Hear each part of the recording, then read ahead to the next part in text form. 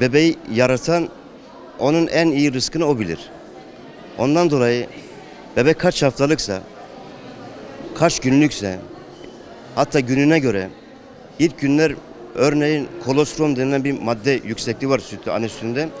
Bunun da en önemli sebebi protein ve immunoglobulin fazlalığı ve çocuklara yaklaşık normalde 6 ay öncesinde biz pek enfeksiyon görmeyiz. İleriki yıllarda bile bebeklerde ve çocuklarda biz enfeksiyon hastalıkları pek görmeyiz. Anne sütü faydaları saymakla bitiremeyiz. En önemlisi dediğimiz gibi enfeksiyona korumak. Mesela alerji hastalıklarına karşı engel olması, obeziteyi koruması, daha sonra bebeğin mesela ileriki yaşlarında zeka kapasitesinin artırması, IQ seviyesini artırıyor. Böbrek fonksiyonu koruması, bebeğin ve çocukların özellikle büyüme gelişmesinde rol oynaması. Yani özel bir, taze, doğal bir besin. Ondan dolayı bizim için bu çok önemli. Özellikle anne sütü alan bebeklerde alerji hastalıkları çok az görüyoruz. Ve alerji hastalıkları da yaklaşık 30 yıldır ülkemizde çok yaygın. Ben çocuk doktoru olmamla birlikte alerji polikliniği dışında, çocuk alerji polikliniği dışında her polikliniğin üzerine çocuk hastalıkları ve alerji polikliniği bile yazabiliriz. Aslında bu istemediğimiz bir şey, istemediğimiz bir durum. Fakat anne sütü son yıllarda tabi biraz daha yaklaşık bir 5-10 yıldır bu anne dostu hastaneler ve bebek dostu hastaneler açılmasından dolayı biraz yani daha inşallah farkındalık doğuyor. Bu güzel bir şey ama yeterli mi? Yeterli değil. Biz gebelerimize, gebe adaylarımıza ve doğumdan sonraki annelerimize mutlaka anne sütüyle ilgili ve emzirme ile ilgili teşvik olarak bayağı bir iyilikler sunuyoruz ve bu hem anne dostu için hem de bebek hastanesi dostu, bebek dostu için. Yani saymakla değil mi bitiremeyiz. Bunun dışında anneye de çok büyük faydaları var. Annenin bir psikolojik olarak moral çok yüksek tutuyor. Psikolojik hastalıklardan koruyor. Psikolojik hastalıklardan. Annenin özellikle meme kanseri hastalığından, yumurtalık kanserinden, özellikle rahim kanserinden muhafaza ediyor. Bu da anne için çok önemli. O yüzden ben hep şey derim. Yani bebek dostu hastane tek değil de hem bebek dostu hastane hem de anne dostu hastane. İnşallah biz öyleyiz.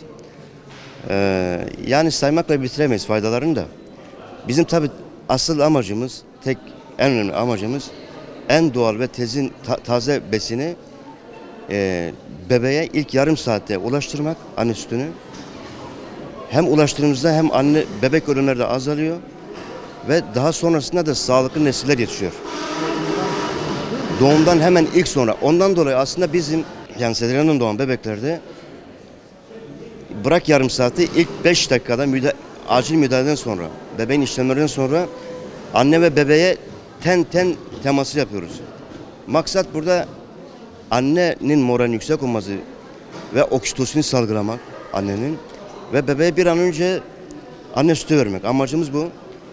Bunun dışında bizim ikinci katımızda yeni doğan yoğun bakımın hemen yanında anne oteli olan bir ünitemiz var. Bunun sebebi de yeni doğan bebeklere, özellikle burada yeni doğan yoğun bakımda yatan hasta bebeklere acilen ya da sağma yöntemiyle bebeğe anne sütü vermek.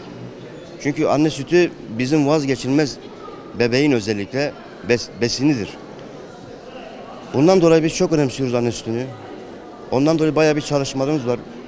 Hem hemşireler hem ebe bakımından bayağı bir ekibimiz de var. Ben hepsine teşekkür ederim buradan.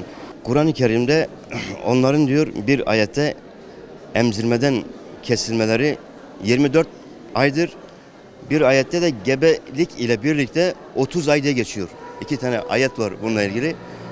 Yani ondan dolayı anne sütü Kur'an-ı Kerim'de Rabbimiz. Yani bebeği yaratan Rabbi onun ne kadar emzireceğini o gösteriyor bize. Bu çok önemli.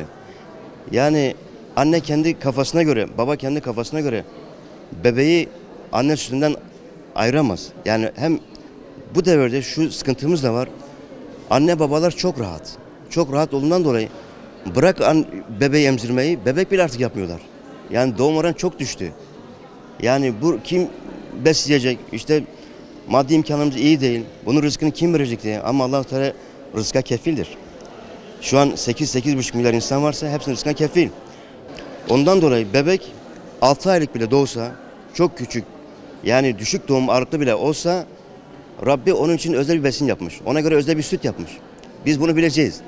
Ona göre inşallah bizim amacımız da zaten gebe adaylarına ve gebelere, özellikle doğum sonrası doğum yapan annelere anne sütü vermek, anne sütünü hızlı bir şekilde ulaştırmak, mamalardan ve emzikten, özellikle biberondan uzak kaçmak. Tabii o doktor tavsiyesiyle tıbbi indikasyondan dolayı bazı bebeklere belki bu tür malzemeler, biberon gibi, emzik gibi malzeme kullanılabilir. Onu da doktoru özel tavsiyesiyle kullanabilir.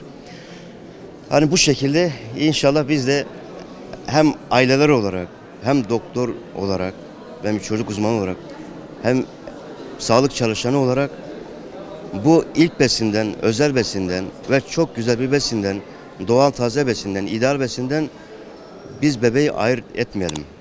Hem anne için hem bebek için inşallah.